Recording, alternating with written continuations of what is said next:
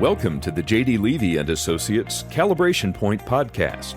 Our podcasts are designed to bring a conversational exploration of key topics that we believe will provide value and insight to those serving in the nonprofit sector. We will highlight new developments in the field, latest research, and things we're learning from our own clients that we can share. If there are topics that you would like to see explored, please send them to us through our website at jdlevyassociates.com. I'd like to thank you for joining us today on our Calibration Point podcast. Today we have guests, plural, from Evansville Christian School. First time we've had a dynamic duo on our podcast, and we have Mike Allen, the head of school from the Evansville Christian School, and we have Susie Masterson, who is the principal for preschool through fifth grade and their lead education and strategy person working closely with Mike in more holistic educational development strategy. We decided, and as we processed using this as a topic for a day in the life, because in my work, Mike and Susie, I find a lot that when people associate education, often there is a blind spot that many K through 12 educational institutions are private nonprofit organizations. And unfortunately, so often we think about preschools or we think about colleges, but we don't often think about the K through 12 environment. And it's a challenge because, as you guys know better than I, in an environment like yours, you are not only managing an educational institution, but you're also having to manage all the same dynamics that a private nonprofit organization is, such as a board of directors and a full fundraising program, and engaging people in lifetime advocate-based relationships. And I was wanting, as we process today for our listeners, to help them just come to some appreciation and understanding of what a day in life might look like for a nonprofit educational institution that operates in the K through 12 environment, as opposed to just college or just preschool. And you've had vast experience in that, and I'm always amazed at the impact that you've had at Evansville Christian School, and just the footprint this school has, and the culture, and how excited people are to be a part of it. So we will progress through and kind of navigate this topic today. So Mike, Susie, I'll turn over to you, maybe just to share with us, what has been maybe some of the biggest challenges, things that you've learned, the things that you find in a private educational environment as a nonprofit that people don't understand. What's a day in your life look like? Yeah. Hey, first of all, thanks for including us in the conversation. I think Susie and I would agree. We love to talk about what's happening at the school, but I think more importantly, this is a topic when you're talking about how to connect with the community in a way that we desire to do. There are a lot of things that people you're right, they don't understand about just the nature of working in the nonprofit world, specifically in education. We think all the time about how, you're literally from one day as the head of school or as an administrative principal. We've been in a school for 45 years. 1975 is when the school began. And so to be at a point where, you start with, 100 kids, few hundred kids, and all of a sudden now we are preschool through 12th grade at 900 students across 4 different campuses. You have to realize that all of that is for a couple different reasons. One, it's certainly for excellent education, but two, we desire to be truly a part of building a great community. And so when you have these kind of dueling banjos, if you will, of internal growth and leadership and service and relationships, with the goal of those turning outward, you end up being the person that on any given day as the leader, you may be counseling a third grader and then also meeting with a multi-million-dollar donor in the same day, which Right. becomes, there's a lot of mind shifting that happens in that. Because as you know, in nonprofit worlds, if this was a monetized or monetizable profession, and a lot of times in consulting and stuff, it can be, but in terms of just the day-to-day in education, that has been something that is traditionally been supported by either tax dollars at the public level or private and dollars in tuition at the private level. Any initiative that we take requires development and advocacy from people who see the value in what we're doing, which is not simply just a Tuesday. It's something that is ongoing and requires a lot of focus. Right. One of the things that, I've thought about as an educator, I've taught in both public and private schools, is a lot of times when people hear the word private schools, they think of an organization that might be very inwardly focused or insulated.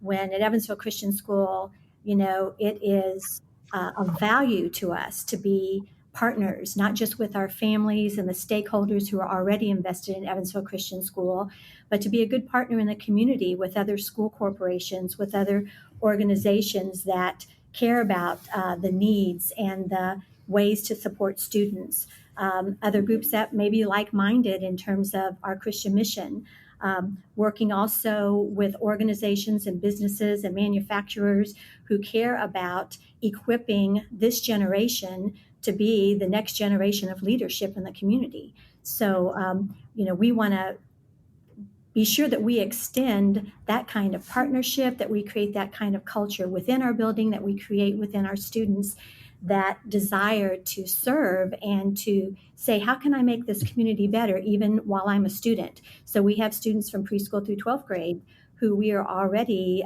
creating servant leaders in that way, because we want them to understand that being part of a community is not just receiving, but giving back. And I'd love for the community to know what goes on in our classrooms every single day that is mission focused, that helps us empower students to create a biblical worldview through spiritual and academic growth, to develop servant leadership skills, and to create those authentic relationships in the community. There's just an interesting point there. In a college environment where I may be paying tuition and I also may be a donor, or I may be paying tuition for a child, there's a very different social contract than if I, to your point, Mike, about having to go from counseling a third grader to then meeting with a donor about a potential 6 or 7 figure gift in the same day and having to switch those mindsets. There's also another dynamic that many of your donor relationships, not only are they looking at potentially investing for the long term with you as partners, but they are also already in paying their tuition fees to your organization for their academic experience, and you're engaging them above and beyond that.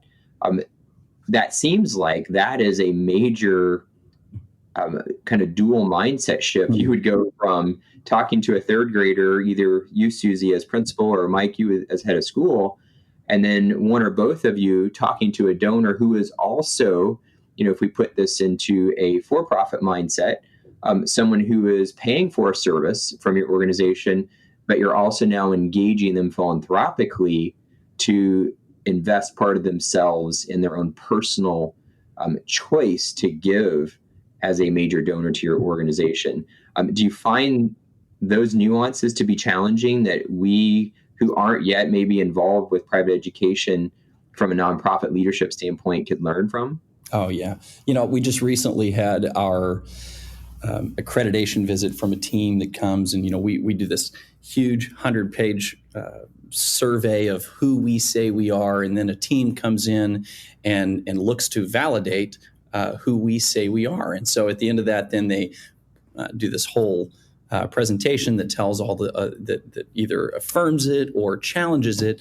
And we have received our next 5-year accreditation out of that. But one of the things I thought was really interesting when we talked to the lead, the accreditation chair of this team, is we had posed the question, what's the biggest factor that impacts, or the biggest challenge that non-public schools are going to face in the future? And you think where people would think, oh, it's legislation, oh, it's this, oh, it's that. And his answer was very quick, which meant that it was very firm in his heart. And he said, it is schools who think that they can be excellent on tuition revenue alone. I thought that's an incredible insight because, in a lot of ways, schools, especially private schools, when they fundraise, they're typically fundraising around projects. Right. And what we are trying to shift in, and feel like private schools need to begin shifting in, is recognizing that gifts toward the mission are very different than gifts toward a project, where you would find that project gifts maybe change the things that organizations can do, but missional gifts change the way that organizations can lead. And for us, that's something that has been a huge focus of our work with not just our families who are paying tuition, and with our demographics and everything. I mean, we have over 50% of our families have some kind of tuition assistance in some way, shape, or form through either school choice or through our private tuition assistance systems. But there's only so far that we can continue to grow as a school by pushing tuition. We can't really do that. We're kind of where we are with that in terms of where we feel like we can grow out of just our tuition increases. We have to be very careful that we're not limiting families from being able to be a part of what we're providing, and therefore it requires us to go out and really cultivate more of a, what impact does Evansville Christian have? What is our mission to be impacting in the community, not just here for the 900 students and families that we have here at the school, but the 250,000 in the greater Evansville area? That requires a very different way of bringing people on board. And it's a really good point. Yeah. And that's a challenge in the field as a whole. And to your point, ensuring that we see your families and your donors, in your case, who are many of the same, as bridges to the community. And that while someone may not have someone in your school, they still may share your values. Yes. No different than any other nonprofit organization. When we start to have that realization that many people, I use the saying a lot, may love cats, that we just aren't yet connected with them. Right. As you two volunteer in other places, I guess I'd just be curious, Susie, or it may from both of you in our last couple of minutes, is there something that you've developed and learned from, and having to manage this duality of, on one hand, you might be disciplining a child, and on the other hand, you're developing that same child's parents, not only as someone who's paying tuition, but as a major donor. And I'm sure that it can be tricky. Is there something that you take away from your experience walking, a day in the life at Evansville Christian School as leaders, in building a development program and managing relationships, that you carry with you into your other nonprofit experiences? For me, a day in the life in my role at Evansville Christian School is taking what I do every day, developing teachers, supervising academic programs and curriculum, counseling students, meeting with parents, all those sort of support, and making sure that there is evidence of our effectiveness as a school that's not only to our parents and our donors, but to the community at large, that is respected, that as a school, first and foremost, are we doing what a school should be doing effectively? Are we producing the kind of student leaders that are able to go out and contribute to the community? That's what attracts people who come to our school first. And then when they begin to see what's distinctive about Evansville Christian School in terms of relationship and culture and vision and mission, then that's another connection you can build upon. First of all, you have to show we're an effective school that ministers and meets to the needs of every student and equips teachers to be able to do that. That's great. So what I hear you saying is, yes, you live in an environment that's outcomes driven, and taking that understanding with you to build relationships that in which you're able to connect those outcomes into their values. That's excellent. I'll say for me, it's one where when people say, "Oh, so tell me what you do as the head of school," it's like, man, I could bullet point that for a few pages, but I ultimately say, hey, my job is to move our organization, and by our organization, what I really mean is people, the people interacting with our organization forward positively. And leadership is hard, man. It comes with a lot of joy, and it comes with a lot of conflict navigation and differing expectations and personalities and things. And I am convinced that the more you get to know people and the more you allow yourself to be known as a person and as a leader, people are resilient, and you can weather a lot of disagreement if you build that trust. That's great. Excellent words to take with us from a day in the life at Evansville Christian School.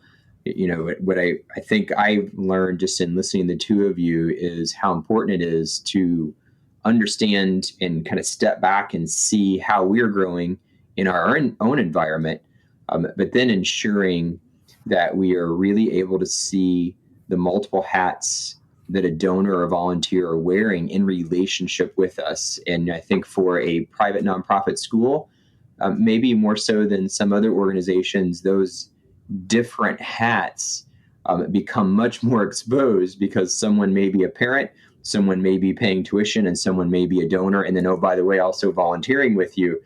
And so it becomes very evident, but those hats still exist in all of their organizations. And you've given us some really good words to think about in really stopping and making sure we know how to then connect outcomes into those values and those relationships. So thankful for your time today. And really appreciate you and wish you all the best with your endeavors as you walk out the next day in the life of Evansville Christian School. So thank you both. Thank you, Jamie. Thank you. Thanks for listening to the J.D. Levy & Associates Calibration Point Podcast. If you have comments or ideas for future episodes, please reach out using the contact page on our website, jdlevyassociates.com.